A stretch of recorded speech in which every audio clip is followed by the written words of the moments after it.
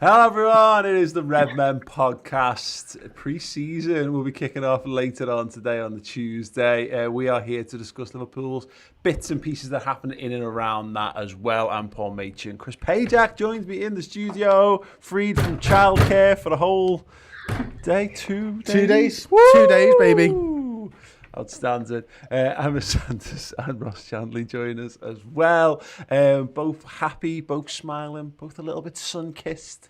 What a time to be alive. What they are is they're both deeply, deeply sweaty and uncomfortable, but we'll accentuate the positives on this. How are you feeling?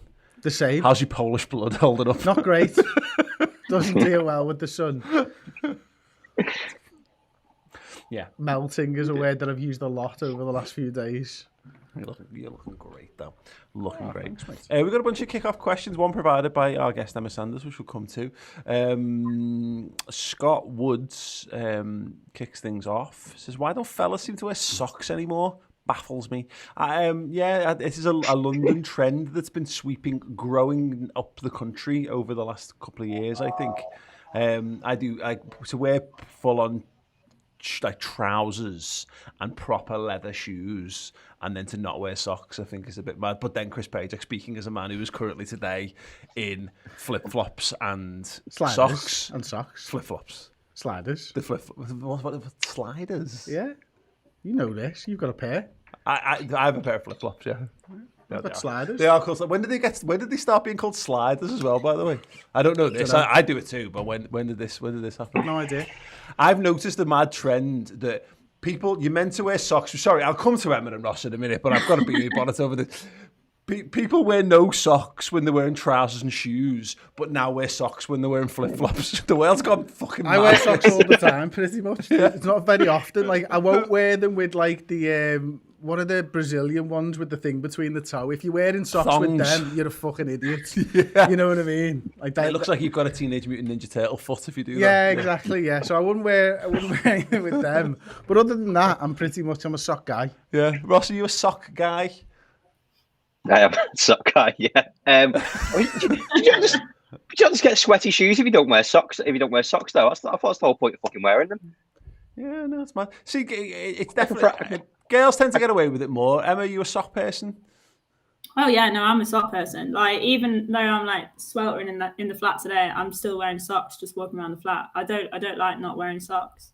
But I didn't think this was a thing with men. I thought it was, if anything, the other way around. It was too many socks, like Chris. Too many socks. He's got 3 on. Don't want to know where the 3rd one is, ladies and gentlemen, but he's just in case. You never know when pre-cum's coming out. Why not? No, you see, you just tantalise a bit of that. You just intimate it. Fucking pre-cum. Oh, can't believe he's just fucking it's usually, brilliant. Usually me or us, to be honest, but that says it. No, yeah, don't. Yeah, fucking That says it. That says it. She said. Move on. Next question. We are going to be talking about oh dear God, Marco Grujic, Teo Awani, and possibly now Phillips being on the move. Obviously, there's been a lot of talk about Jordan Henderson. We'll be coming to that as well, and Diego Jota being back in training. We will come to the Liverpool stuff. But if someone will doubtless after the fact put time codes in the comments, please warn. In fact, don't warn them. Don't warn them about the pre-com chat and see how they live their lives from now on, like us. All in the universe that exists in which we've heard that discussion and everything that followed. I feel like I've got more sunburn in the last 20 seconds because my face is redder. Outstanding. Right, Andrew JB. Says, following the release of Space Jam and New Legacy, if a Liverpool player was to be trapped in digital space by rogue AI with their child and they had to lead a team of Looney Tunes to victory in a footy match to escape, which player are we most backing to get the win? I don't want to do any spoilers for Space Jam and New Legacy, but it's also Space Jam and New Legacy. I'll take anyone then. Shock. Yeah. There is one big spoiler which I won't give away on that, but yeah, you've got to learn a lesson. LeBron's got a character arc, and his character arc is a bit of a knobhead, and he learns to be slightly less of a knobhead. Okay. Nice. Does Bugs Bunny die? No. What? I'm gonna say that's like, just chill out, Chris. Don't want any time codes. So, which Liverpool player has got like maybe there's a story arc there where him actually playing alongside the Looney Tunes is going to give him he's going to learn a lesson whilst also winning the day. Virgil van Dijk. Okay, yeah. Well, it's just obvious. He made us fucking amazing, so he can do it with a bunch of no-marks as well. Yeah. So that's the way it is. You know what I mean? What's his character arc there, though? He just Well, gets come to back carry from on being injury. boss. He just come back from injury and he can still do it. Okay, so I need that pull. Yeah. I need to know that he can still do it prior to pre-season games and the league. So if he can do it, please, that would be great. Okay, wicked. Ross? My thought was Mo Salah initially. You know, he's got the backstory of where he's kind of come from, what he's had to achieve, which again LeBron says quite a few times in that film. Spoiler alert. But also his daughter did a kickabout at Anfield, so and she's boss at footy, so why not get her involved as well? Yeah, come back. He's the hero that we all need. Yeah, absolutely. Emma, who would you see in a Looney Tunes / Liverpool fight for the future style video game? Well, I whittled it down to a 3-man shortlist, which was Alisson, Bobby, and Hendo. But I went with Bobby because, well, he's just a loony, isn't he? So yeah, and he's box office. There's a chance he's actually already in there. He's already There's a chance you get him as a player already. It's I actually thought get Bobby he'd as a have free one of hit. those extendable legs and then just do his karate kicks as part of his Looney Tunes. Yeah. Dude, character. I think there's a very Who Framed Roger Rabbit style thing that's going to happen in his career at some point when he pulls off the rubber mask and he is a cartoon underneath. Nice. And no one is surprised as well. Oh yeah, fair enough, Bobby. Yeah, okay. Yeah, it makes absolute perfect sense. No, I like the Virgil shout. I like the idea of because he's got a LeBron style quality to him in that he's just the best in the world at what he does. But maybe does he maybe take it all a bit too seriously, and does he need to have a bit more playfulness added to his life by the medium of Bugs Bunny and Daffy Duck? We'll have to find out. Okay, one for the people at home to have a little play along with, which we'll come back to after the break, from Emma Sanders, who did specifically request to have a question this week, even though she's already on it. She said, you sent Bobby Firmino. In fact, Emma, do you want to ask your own question? It seems a bit redundant, me reading your words. Yeah, I mean, I basically said if you could send Bobby to the Aldi, I was told that's what it's called, the Aldi. Yeah. If you send Bobby to the Aldi with a shopping list, but he actually comes back with 5 items that you didn't ask for, what would they be? Brilliant. Okay, let us know in the comments, in the live comments, or you can just do it after the fact in the comments if you want. We're going to take a very, very short break. We've got a full exclusive interview with Liverpool boss Jurgen Klopp. Yes, the gaffer had a boss little chat with me, and it is streaming in its entirety on the redmentv.com. Here's a little look at that. Chelsea Man City game. You guys go to Formby Hall. What are your sort of memories of that being arranged and that night itself, if you can actually remember anything from the night? Yeah. Yeah, I have quite. On that night, I have good memories. So we won our game, obviously, and the next day is could be a decisive day. And so I really wanted it. It's so strange, and you don't know. Nobody plans a trophy celebration without anybody around. You don't know it. We are a bit superstitious. You don't say 4 weeks beforehand and we will do this and that and that. It's always kind of spontaneous, which is completely fine. So I decided that day, okay, tomorrow we go to Formby Hall. We book all the rooms again, which we had anyway most of the time because when we played the games, we had to go there as well. Let's watch the first game. I forgot what was the first game, but it was the other game before that night, and then watch the Chelsea Man City game. And honestly, it's not my favorite way to become champion, but it was a good one. It was completely fine, to be honest. Much better than I would have expected. And it was absolutely great. So sitting there, and it was clear now, with the win the day before, it was clear we will be champion. So even I knew then it will happen, but we wanted it to happen now, in this moment. And it was great. So it was really nail-biting and stuff like this, and the goal and penalty, no goal, and a penalty, red card, and all these kind of things was involved. Absolutely outstanding night.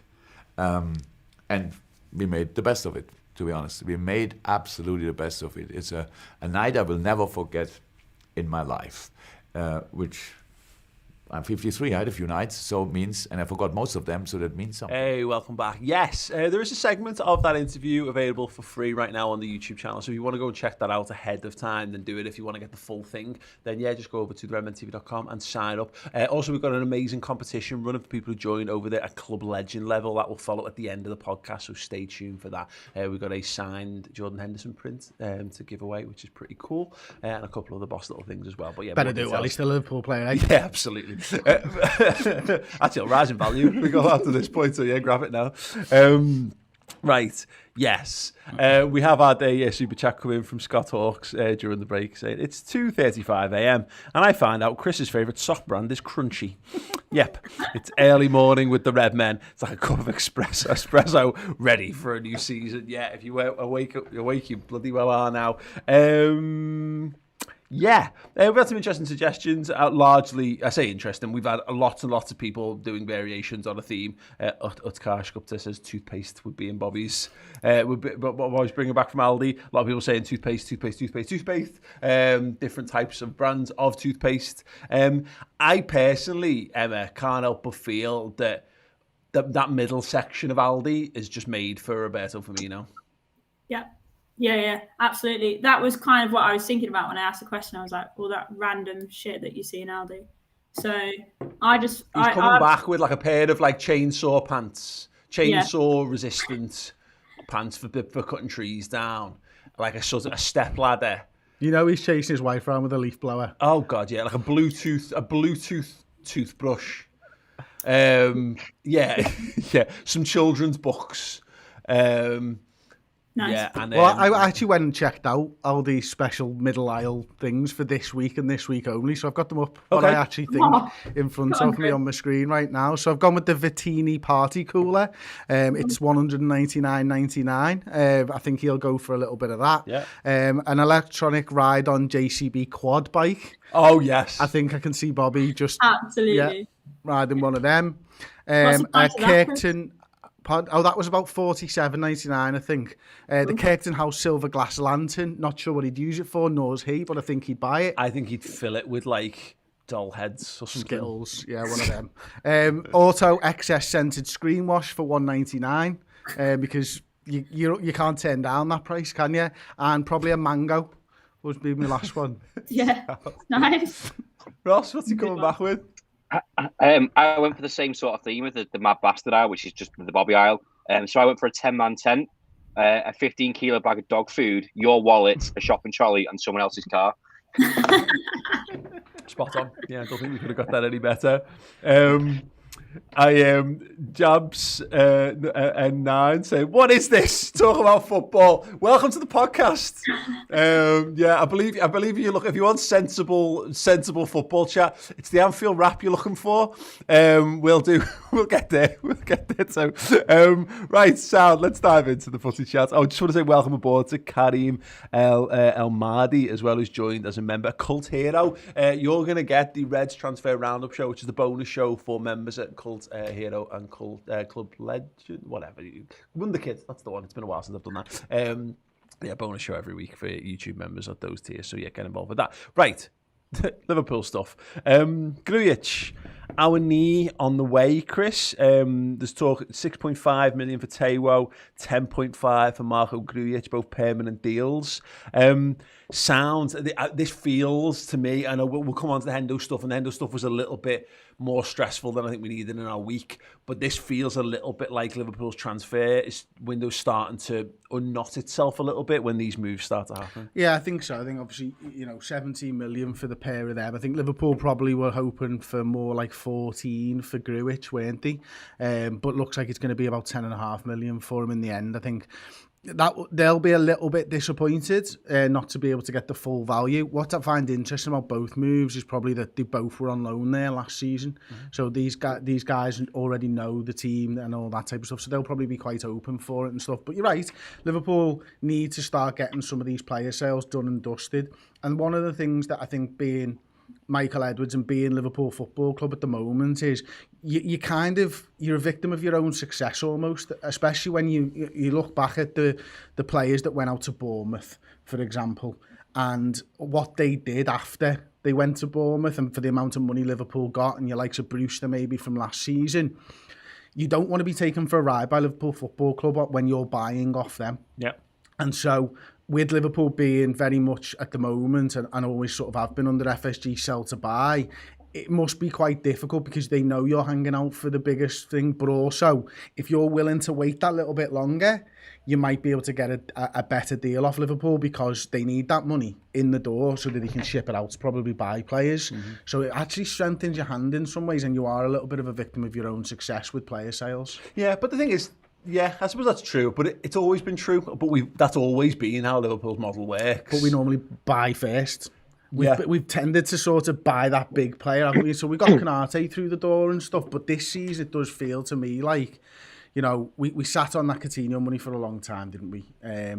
You know, but this season it feels like Liverpool really need that money because of the pandemic and everything else, where I'm not sure we make the buys without having the money in the bank first. Yeah, I suppose there's the case. I mean, there's also, I think it ties into two things, doesn't it, Ross? Is that, Chris is probably right, but I think it's half of the story. The other half is that there's no space in the squad to buy anyone, you know, unless we buy a homegrown player. So it's all well and good, and that actually only exacerbates and probably harms Liverpool's position in selling, because all of a sudden, not only do people know you need money, but they know you desperately need to clear squad space. So, you know, I think there's a real careful balance being struck. And also look at the Grujic stuff, for example. 10.5 million, that's basically 10 million profit, because what did we pay? 5 million for him 5 years ago.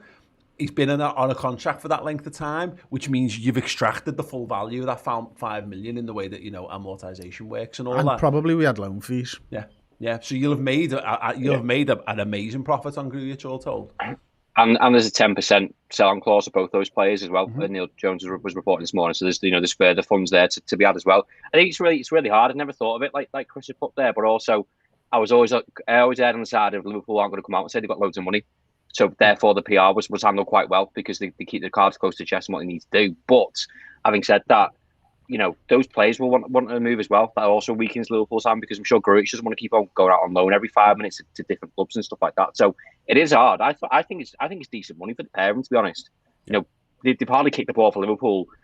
I'm so happy I can stop talking about Grujic scoring a damn header against Barcelona in pre-season. We'll never have that conversation ever again. But also goes towards the motions of Liverpool getting more players in, which is what I'm excited about, because we needed this to happen. And it's no surprise it's happened now, because we had the Euros at the end of the season. It was all pretty quick. Now we're into pre-season, which is why it shocked me, because, as Chris says, Jurgen tends to like his players getting in early so they can be bedded in for pre-season. We've not had that yet, but getting the wheels in motion, like in the nicest possible way. I'm glad to see the back of them, because we need to start getting money into to buy players. Yeah, well, and again, it's just you need to things need to happen, don't they? Yeah. These are also the two hardest probably players to get rid of, and for decent money, because they're really not part of Liverpool's plans. Let's say Shaqiri and Origi, you can make a point if you were in a transfer negotiation, we'll keep them round, they'll play games because they have. Yeah. But with Grujic and Taiwo, you're not going to be able to do that, because you might be able to go, oh look, we're going to give them a chance. You know, they clearly weren't going to give him a chance this summer. Yeah, I think we do this every year, don't we? When people come back to pre-season, and you presume that everyone's given a clean slate, whereas we'll never know. We don't really know at the time who it. Some will be, like we don't know. Taki Minamino is a good example of this. We don't know if he's on the same list of players as these lads, or whether he's on a list of players he's in between, or if he's on a list of players of he's absolutely staying at the football club, no questions asked, because we're outside the bubble on this. These are lads who quite clearly, I think the point is spot on there.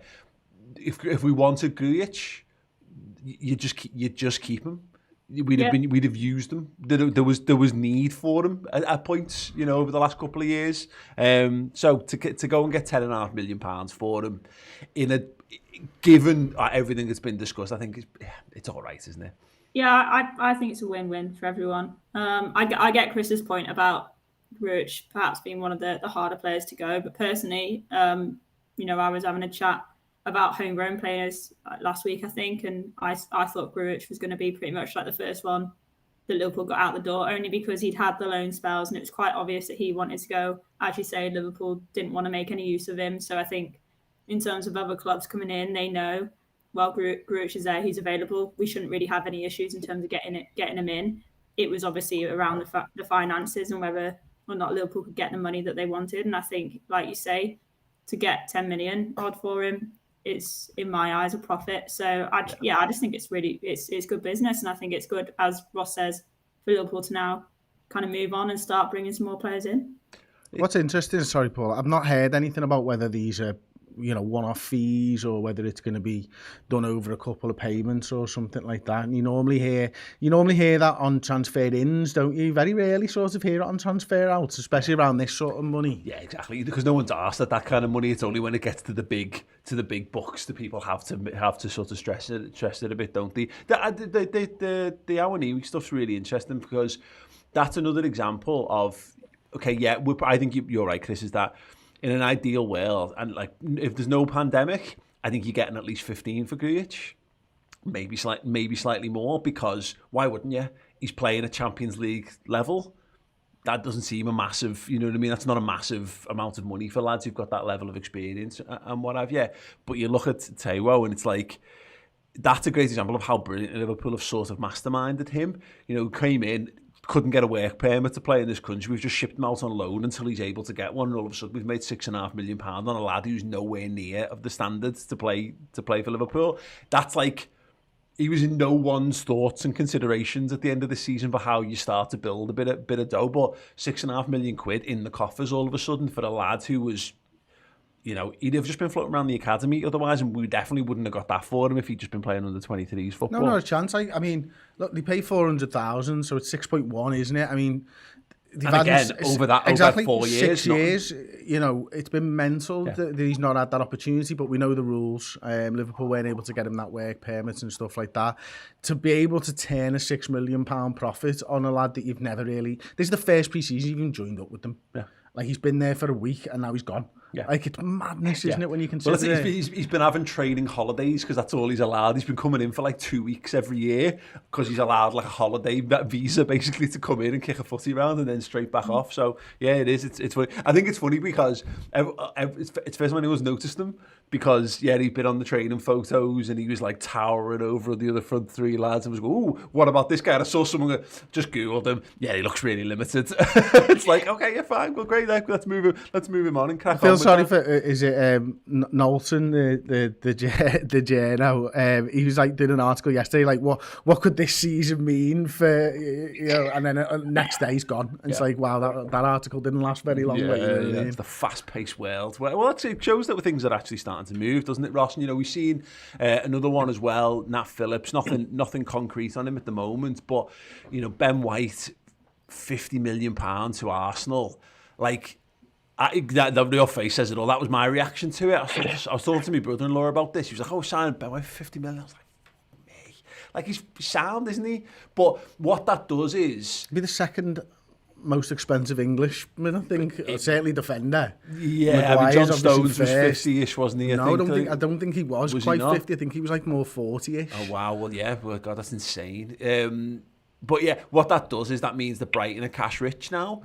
There'll be no shortage of interested takers, I think, at Premier League level for Nat Phillips. Now, there's a question mark over whether we want to move him on or not, particularly when we come back to this homegrown debate. But that, we talk about, to Chris's point, of like, now Michael Edwards knows that one of the clubs that want Nat Phillips have got 50 million quid burning a hole in their arse pockets. Be interesting to see what we manage to generate for him. Yeah, it's the same with Divock Origi as well. I think Dortmund obviously sold Sancho. I'll be parking in front of the stadium just going, is this the boss striker here? But yeah, it's the domino effect of what we said a couple of weeks ago. You have to wait to see A, what the market's like, and B, who's selling who. I think when you're saying before about there's people in certain brackets, and I think you mentioned Minamino, I think Phillips is in there.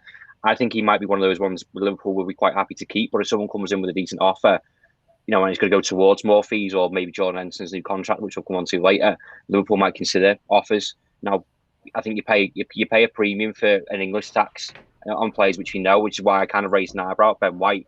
Well, transfer fees are often what that player does to that club. So Arsenal are going to pay hand over fist because they're shite at defending. So they're going to pay more for a decent defender. And Brighton are going to want the money's worth. But the danger Brighton have got now is everyone knows they've got a bit of money. So, take Divock Origi as well, in my opinion.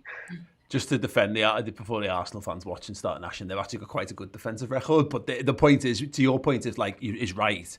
And I was thinking about this about the Virgil van Dijk thing. You know, we paid £75 million for Virgil van Dijk. He wasn't worth that. You know, you don't buy players from Southampton for that amount of money, which is with the greatest respect to Southampton. That's what you should be paying for lads from Real Madrid and Barcelona and Liverpool and that kind of thing. But it is that it's what that person's worth to your club. I don't know that Nat Phillips therefore falls into that category, because Ben White is a ball playing defender, and that's what Arsenal are looking for. They're looking to replace David Luiz in terms of someone who can carry the ball out of defence. But again, you know, there's going to be. It just means it's an opportunity for Michael Edwards to do what Michael Edwards does. You've now got potentially Burnley on the line, you've got Brighton on the line, and there might be one or two other clubs that he'll just be feeling a bit more relaxed about the whole situation. And because again, there's no need or rush really to sell Nat Phillips if we don't want to.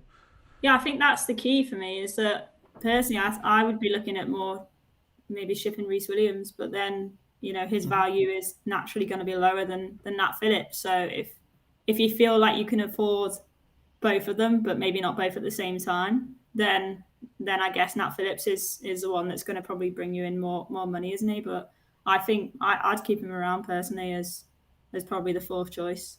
But this is where... Go on. Yeah, I was going to say it's just to like sort of be on the flip side. Shut up, Chris. No joke. To sort of be on the flip side though, if you're Brighton and you've got like 50 million odd to spend, and Liverpool are holding out, going, oh well, we want this. Well, they can say, oh well, you know what, we've got enough money that we can perhaps look elsewhere now, and maybe get somebody of a higher quality. So I think there is a flip side, and there's like a very, very small line that you've got to kind of stay under. So it'll be interesting what happens. Go on, Chris, you can talk now. I think for me, 15 million quid, Nat Phillips ain't going to be as valuable as he is. And if all goes to plan, Nat Phillips ain't playing this season. So you've got to make a business decision at some point, haven't you? Whereas we could get what for him next season. Is his contract run out at the end of this year, or is it the end of next season? I honestly don't. You're not getting anywhere near his value if he doesn't play for another full season. So in some cases, you've got to strike while the iron's hot. For DHS, we were offered Kabak for 6.5 last week. That's probably plummeting even more now because no one's taken him. Can you get him for 3 and ship Nat Phillips out? Is there that much of a difference between the two players? But you've made 12 million quid profit. Even then, even if you're not doing something like that and you're just looking at, Reece Williams is going to improve, is going to get better. We know how young he is. In 3-4 years' time, is he going to be better than what Nat Phillips is now? Maybe. I just think right now it seems the sensible decision. Monetarily, like I wouldn't get rid of him because I'm fearful of the same shit happening that happened last season. Yeah. You know what I mean? I'd keep Nat Phillips around because I know that if all else goes to pot, we've got someone we can throw in the centre back line. But you can't run a football club with that fear hanging over your head. No, because it was a one-off. No, and look, and again, I don't think Liverpool work that way because it's funny. I've been reading Mel Reddy's book about winning the title, and it's obviously not just about last season or the season before. It's about how they got there and the people in place and loads of stuff behind the scenes. And it was a reminder. I know all this stuff because I've been doing this for years, and we've had loads of big chats with various journalists about the geniuses that Liverpool have got behind the scenes. But it was a nice reminder about the analytics team that Liverpool have got in place. There's PhDs working on this. We're just fans who are just terrified of we're terrified of our own shadow at times when it comes to these things. There's lots of very, very clever people, and everything's a gamble. But you put the smart money's on smart people in those instances. And I feel like so far in this window, and this is completely undermined by the Hendo talk, by the way, but I will come to that in a sec, is that it feels to me like Edwards and Ian Graham and the likes of them have got a bunch of stuff just loosely lined up.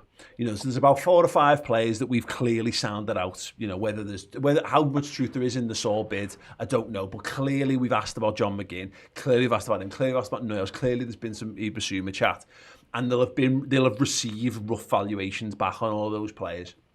And similarly for players that we might be moving on, who's interested in X, Y, and Z, and there's some very loose, some loose mathematics that probably goes on, on top of heads, and then beside that, there's some incredible spreadsheet work on the likes of which we've never seen before, that have got all of these different possible permutations all worked out, and as little things unlock, it just opens up different columns and different possible futures. We're at a nexus event kind of situation here, but there's a lot of things that need to happen. But I don't feel like any of this happens by accident to Liverpool. It will have done in the past, and which is why I feel generally quite calm about this. And that's why I say that there's a real feeling personally of like seeing Grujic move is like because he's just one that's been... It's a domino. Well, he's just a Khalani Mark II, Chris, where he's just going to end up... And Harry, the day Harry Wilson completes a permanent transfer to someone for anything over £8 million, it's mad that a grown man should breathe a sigh of relief about something that has so little to do with me. But I'll feel even more confident that everything's going our way because it means things are going... how they're supposed to go. That being said, Chris Pajak, Jordan Henderson and all this fucking paper talk about him might leave this summer because contract negotiations are not proceeding very well. I just didn't need it in my life. Did not need that in my life. I was so close to smashing my phone up, like when I got that text message off Ross, and I was like, "Are you fucking hell? Yeah. Why? Yeah. Why did they have to go through this? Yeah. Why can't they show a captain some love? Yeah. I mean, pre-FSG, we had this bloody problem as well, didn't we, with Gerrard? It's not fair. We've had a terrible season there by our high standards, and then you come into it and you sort of accept that FSG are our owners. And for the majority, they've done really well. They've got us a league title. They've won us a European Cup. They've made mistakes along the way. But, you know, they've kept the pieces of the puzzle together. I want to make an exception for players that I like. Yeah, well, they've handed out new contracts for the likes of Mo Salah and Virgil van Dijk, and Alisson looks like he's about to sign, and Mane might be getting a bumper new deal and stuff like that. Great. But I nearly cried my eyes out when Gini Wijnaldum left, you know what I mean? If Jordan Henderson goes as well, I'll be a broken man. Yeah. Like, you know what? Fuck off with your stupid fucking rule about not paying people over 30 rules, and your analytics that prove things. And I know that he's injured 50. He missed 15 games last season, and he probably missed 22 over the last 2 years and stuff. I don't care, to be quite honest with you. I just really like Jordan Henderson, and I like that he's the captain of this football club. Yeah, because he's a really great person, a really great footballer. Pay the fucking man. Yeah. Pay the man, and shut your face. I can like that, and that's the thing. Like, I can make the case for like the Gini Wijnaldum thing, but like.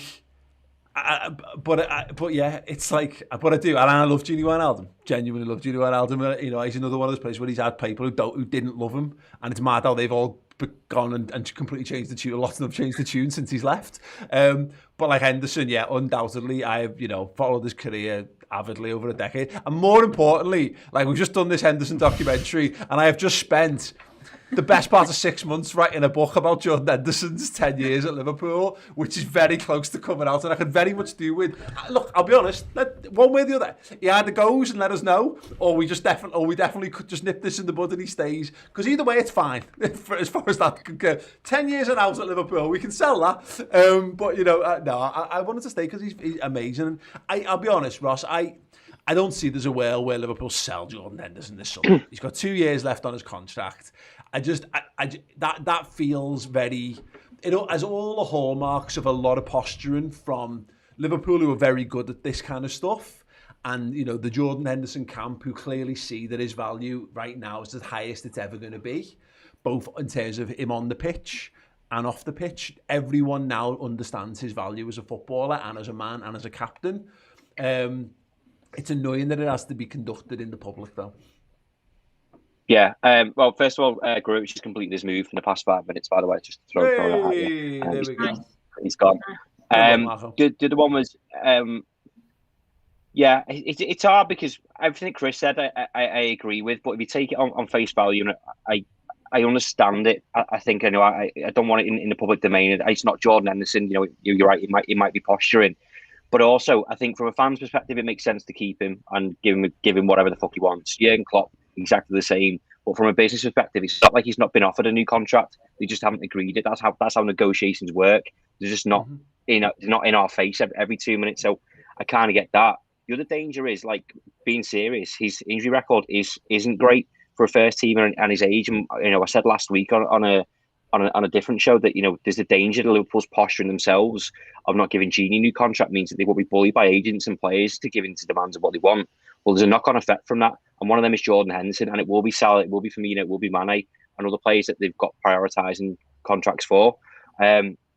you don't want another situation where you've got Adam Lallana. I'm not saying Jordan Henderson's going to be that, but if you give him extend his contract, give him more money than he wants, who's to say in 2-3 years' time his injury record doesn't get worse, and we're all sat there going, "Well, you're paying someone 150 grand a week to who hardly fucking plays." Because everyone was annoyed at Adam Lallana for the same reasons. And I get if you take the emotion stuff out of it with Jordan Henderson, which I do agree with, from a business sense, it does make sense to not give him loads of money. Yeah, it is a tricky one, isn't it, Emma? Is that his importance to Liverpool is immeasurable. And that's not even necessarily true, because we've seen Liverpool are better when Jordan Henderson is in that team. England are better when he's in that team. It's so noticeable in his absence how much worse things are. And again, how he conducts himself and all the bits and pieces that you get as a result of that. There's more to it than this. There's clearly more going on, isn't there? Because the point is that this is not, to Ross's point, this is not actually Liverpool saying we don't want Jordan Henderson, because they didn't want him, they wouldn't be offering him a new contract. Liverpool clearly want him, but Jordan Henderson, I think, and I've seen people here saying, like, there's a DC in the comments, I don't get why he's asking for more wages when he knows he's by the end of his career. The point is that he's not. He's 31. He's got a contract till he's 33. He'll feel that he can play on, or he'll feel that another couple of years he should have. And also, we don't know the specifics is kind of what I'm driving at, but I don't think it's unfair to say that if he wants a little bit more money, he's more than entitled to ask for more money than he's on right now, because he's done more for Liverpool since his last contract than what he was doing previous to signing that one. Yeah, and I also think he's improved as a player over the last 3 or 4 years. So he's getting better and better. So he's thinking, this is the best I've ever been consistently as a player. Yes, Ross is right. He has had injury concerns, but on the whole, his day-to-day work at Liverpool, whether that be on the pitch or off it, is way more than what it was before signing the contract. So naturally, yeah, he will want a pay rise. But then I also think it's a little bit of perhaps he needs that kind of faith or belief shown in him from the club, because you saw Liverpool go out and buy Thiago last season. You've obviously seen them sell Wijnaldum, who by all accounts was the main midfield player in that sort of Liverpool team. He was the one who was playing week in, week out, played more games than anyone. So if Henderson's seen the kind of what's happened around him and the fact that there wasn't really an agreement made with him and with what he wanted, then he's thinking, I need that kind of belief and that sort of show of faith. So by asking for a little bit more, maybe that's him testing the waters and thinking, do Liverpool see me as one of their key players still? Because if they do, then I should be on the same pedestal of those who are getting paid the most. Yeah. And if they're not going to give that, then I think that's an indication to Jordan of, well, I could sign a new contract and it could be a long-term one, but if I'm going to be on the bench after a year or two, then is that what I want to do?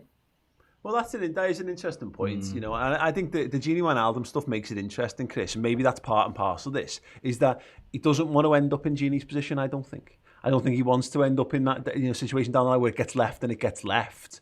2 years now, this is the time to start, this is the time to have these negotiations, not next year, because Henderson's in the strongest position he's going to be in, and actually Liverpool are as well, so maybe it leads to a little bit of loggerheads, but I can't see that a situation with the club captain doesn't get solved fairly sharpishly.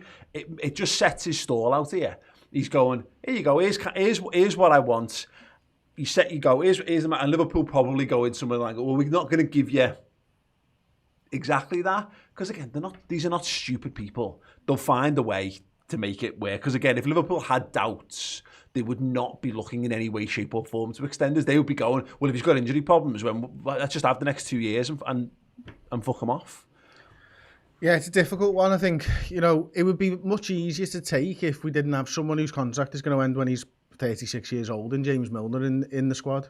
Because you can see there that actually you are making exceptions for older players when it suits you. Why do you think they make that exception? He probably didn't want as much money, and he probably was accepting of his place in his squad. He's also the fittest human being on planet Earth. Yeah, maybe. He had more injuries probably last season than he's had though, hasn't he? So, one of them to balance it off against. The thing with the Henderson thing for me is, I think you hit the nail on the head a minute ago. It's immeasurable what he brings to the football club. And the amount of no analytics is going to show up what he does. because you don't measure fucking someone walking around the corridor, like, you know what I mean, and all that type of stuff, which by all accounts, when you speak to people who work in and around the ground, who have access to the football club, that's what they understand that he brings. And, you know, you can hear it when he's playing football, how massively important he is to this side. Now, I get that he wants to be a first team player, and he probably looks at it now, and he's probably looking at it and going, am I going to be that first team player, or are Liverpool going to upgrade on me in the next couple of years? Because I think for Mane and Salah, certainly, they're okay. That you know that they're fine. Yeah. Bobby Firmino, you might have a couple of question marks. He might himself have a couple of question marks. Jordan Henderson, I think, will have a couple of question marks. Well, Liverpool needs to start thinking about how you replace Henderson. I think he knows where Fabinho is. Fabinho, obviously, either just signed a new deal or getting a new deal. Just signed, I think, hasn't he? If not, it's definitely on the Thiago's just been brought in for big money last summer, and we saw at the end of last season how important he's going to be. So there's one space in the midfield that's at the moment going to be up for grabs. You know, he's just gone through something with England where he probably thought he was going to be starting every week, and then all of a sudden didn't, and was probably quite surprised and probably didn't like that. And that experience with England might actually have some part to do with where we are today, because he might think that was horrible and I can't do this as a person, what James Milner does in and around the squad. And he might, because Klopp, talking in that interview, which we're releasing on the website in full, talks about Jordan and how horrible he is to have around the place when he's not playing football. Yeah. And when you take that into account, and maybe Jordan's starting to think about that, then is it a situation he wants to put himself in? The assurances might not be money. The assurances might be more, how many minutes am I going to get if I'm fit? That's absolutely a possibility. Again, in the absence of it, you know, you're dead right on that. And again, we don't know enough. We don't know what the circumstances were around the England stuff. Was that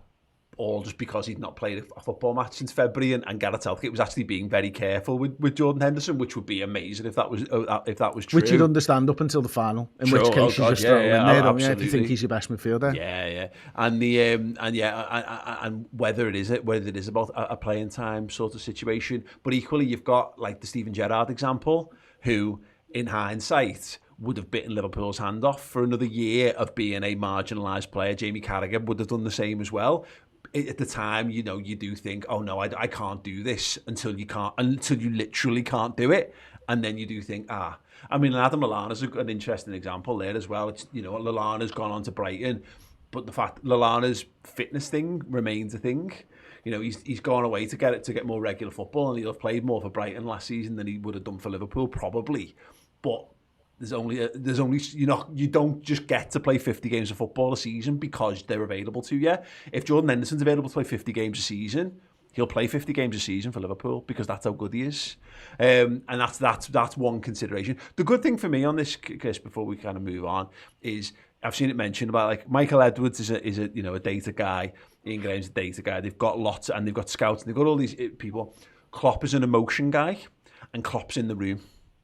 And as much as Klopp, listens to the advice and listens to this, I think if it boils down to it, and Jurgen has the final say, I think Henderson is a rare example where emotion, if emotion's likely to override the data ever so slightly, it would be for Jordan Henderson. Yeah, I think so. I think I remember reading the Klopp wanted Wijnaldum to stay, but that might not be one where you put your foot down.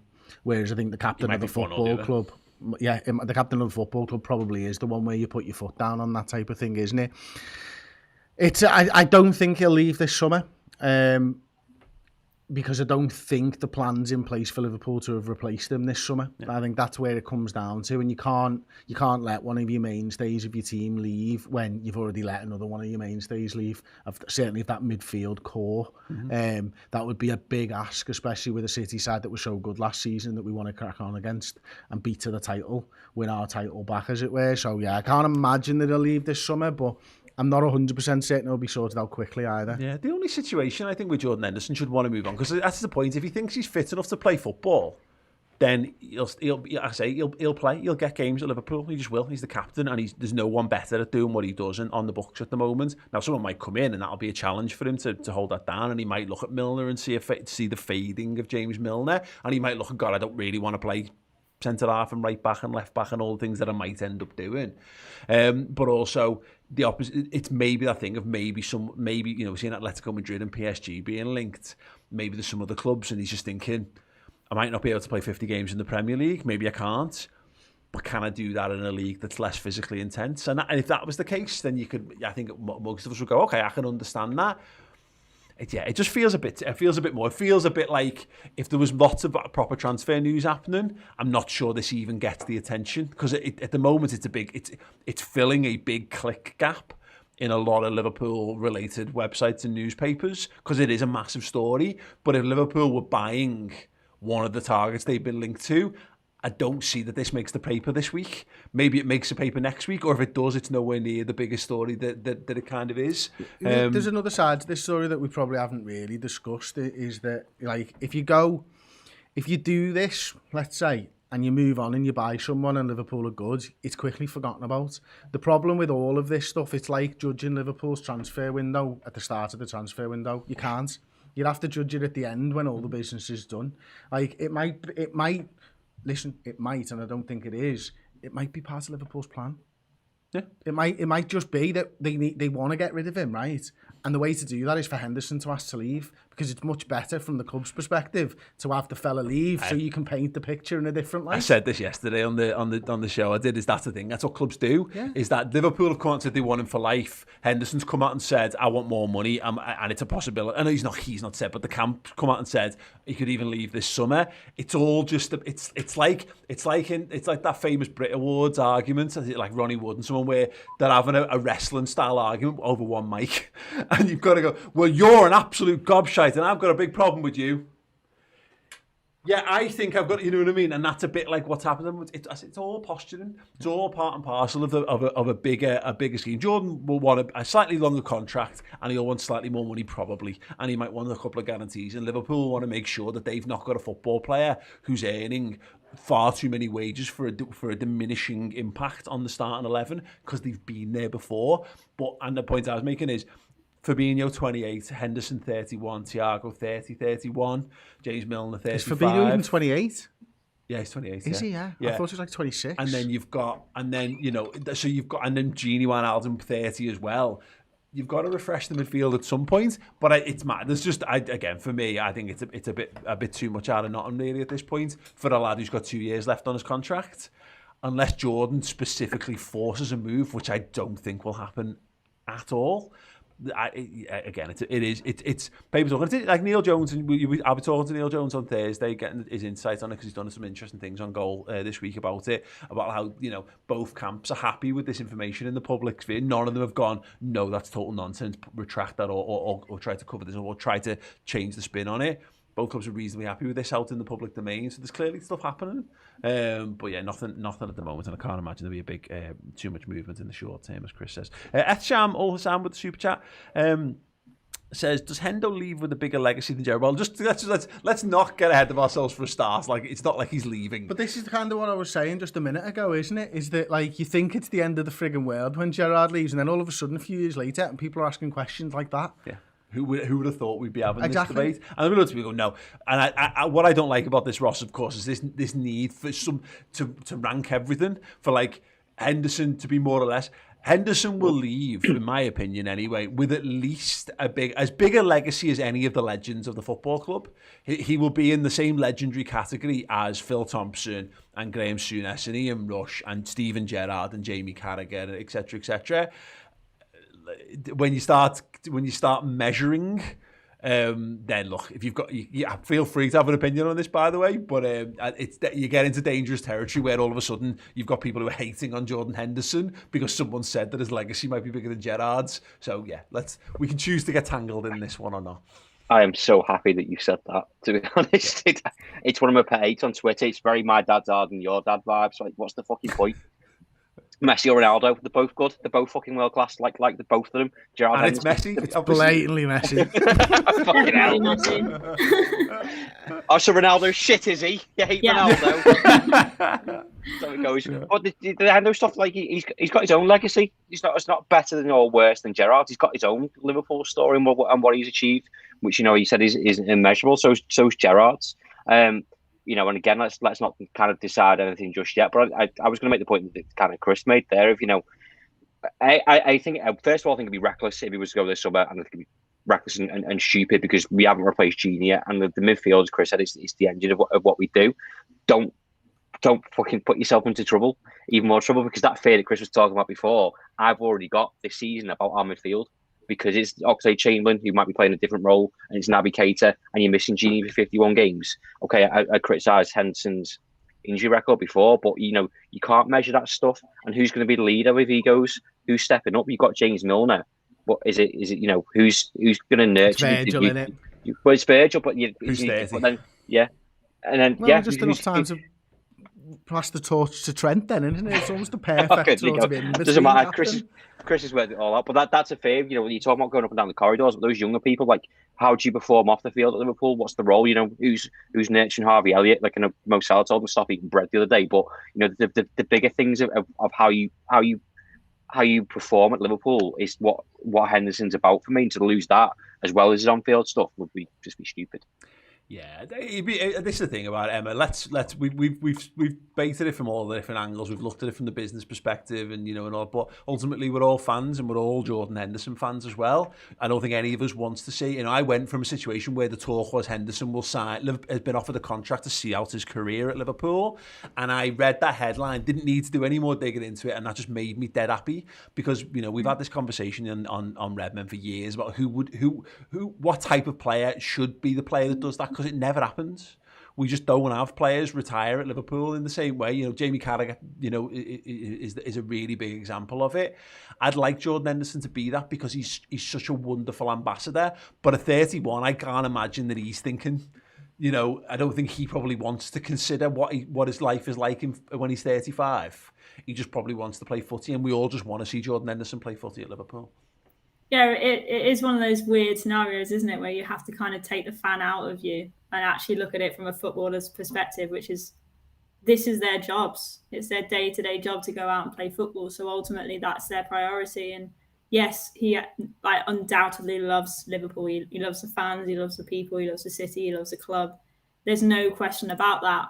But does he love it all above football? Probably not. So, it will come down to whether or not he wants to play football regularly or whatever, and all the decisions around his personal football day-to-day job.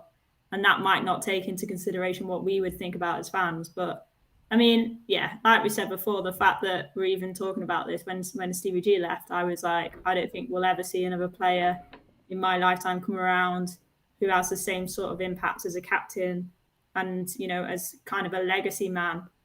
But Jordan Henderson is Liverpool, and and he's come around less than 10 years really since kind of Gerrard left. So it's not to say, I'm not diminishing who he is, but it's not to say that Liverpool won't get another one in another 10, 20, 30 years. Like, yes, we might already have one in Trent. Yeah. Well, exactly. We genuinely might. Yeah. And yes, these players are absolute gold dust, and you keep hold of them and you do everything you possibly can. But it isn't the world ending. So he's 31. Again, this is the thing for me, Chris. This is why it's just too early to be having these conversations about Jordan Henderson, about who's next and who takes over. He's got, even if he only plays 25 games a season for the next 3 or 4 years, you're getting 25 amazing games out of Jordan Henderson, no matter what. And again, all the things that come with it, and the hard training, and the right ethics, and like what we didn't do with Gerrard. And it's interesting when you see him hanging out with Jude Bellingham at the Euros, throwing his weight around as Liverpool captain, throwing his reputation around a little bit more. Gerrard never felt like, it always felt an awkward fit with Stevie for that. Whereas, you want, again, Jordan Henderson, the ambassador, all the things that go around him. What we should be looking at is, it's just a no-brainer to me. He's got those 2 years. He should be doing those another 2 years without a doubt. And I don't know what would be on the table after that. But even if it's only another 2 years on top, take Jordan Henderson to 35, 34, 35 would be. Yeah, well, the question for me becomes, sign him up on a deal, right? Give him the money that he wants, or close to as you can afford. In 2 years' time, if he's not happy and it's a footballing decision why he wants to leave, he'll take a pay cut to go somewhere else and play football. Yeah. He's not going to sit there for 2 years. Jordan Henderson's not one of those players who's going to sit there not playing and take your money. He's not Lazar Markovic. No, he's not. And he won't. And he'll just go, boss, it hasn't quite worked out here. I want to go and play football. sound. You've protected yourself in the short term. You've probably protected yourself long term as well. If he does make enough games, if the injuries go away, if he continues to be a part of your first team, if he's worth the money, you'll continue to pay him. If he's not getting the games, he'll probably move on. Yeah, absolutely. Get it sorted, Liverpool. Just get it boxed. Give him what he wants. Yes, and I'll be revealing what the book looks like later this week, and hopefully it's all fine. And I haven't pissed away 6 months of my life. Jota is back in training on Wednesday. Ross, it's just another nice little lift there. You know, the Welsh lads are coming back. He's back in. He'll be back in as well. And all of a sudden, you know, we were having a conversation last week about who will play and who won't play. You know, opportunities for people. By next week, we're going to have potentially Mane, Salah, and Jota available for almost the entirety of the pre-season run, which is just splendid. It's just like little injections of happiness, isn't it? Those pre-season photos that you get. Injections. Right. Okay. What did you think I said? Yeah, I don't know. Well, we had pre-com talk at the start, so who knows? Oh yeah. No, not on the come run. The I did get it. Chris told me to. Injections of happiness. Sorry, Chris. Yeah, I got excited when I started seeing centre backs, and you know, I don't think most of us here aren't massive England fans, so it's getting back to that fresh start. You know, the signs of the season kind of starting. So Jota's actually one that I kind of forgotten about, if I'm being completely honest. You know, no kind of discredit to him, but I was so taken by all the centre backs, and even last night seeing videos of Gomez and Virgil van Dijk doing like little wrestling training together, and Joe Matip just taking everybody on, like that stuff kind of is getting me excited for the season. So to kind of add to that and kind of realise, you know, I've complained about lack of squad depth and stuff like that. When you look at who we have got, we're actually quite spoiled, and Jota is one of them. You know, hopefully he can have a decent run this season and won't get played in the pointless game that doesn't matter and get injured. Yeah, that's a thing, innit? And Emma, just sort of lastly on this, you know, it bodes well. I like all the rumblings coming out of the camp. I like Klopp talking about, you know, and Linda's talking about this is going back to basics and getting all the squad together and doing the team bonding, all the things that Liverpool lacked last season, and so much of what this team is built on is its unity. I love it. It makes me feel so happy. I am more confident of Liverpool winning the league in 1 week of training photos than I've been for, you know, in probably the 30 years leading up to us actually winning the title. It's just lovely to see, and again, having as many of those lads available as possible, and again, all the transfers starting to happen and stuff, it just, the air of positivity is back, and I genuinely love it. Yeah, and I think the key word is training, the fact that they're actually training, because all of last season there was just no time to train. You know, Klopp spoke about it regularly in between games, like the schedule was just ridiculous. It was play, travel, recover. Like you couldn't work on actual, you know, gameplays or formations or tactics or anything like that. You couldn't actually individually train people because it was just constant kind of mad schedule time. So the fact that you've got all these players who are first team players as well that are going to be playing regularly in pre-season nice and early, getting in that valuable training time, hopefully, you know, in terms of what they're actually working on the pitch can develop in these next couple of weeks, so that actually come the start of the season, it's not a question of who's fit, who's available, or, you know, who can just get us through the 90 minutes. It's no, we've actually got something to work on here, and it's going to be more kind of focused on the actual tactics as opposed to the fitness, which for me is the most exciting thing.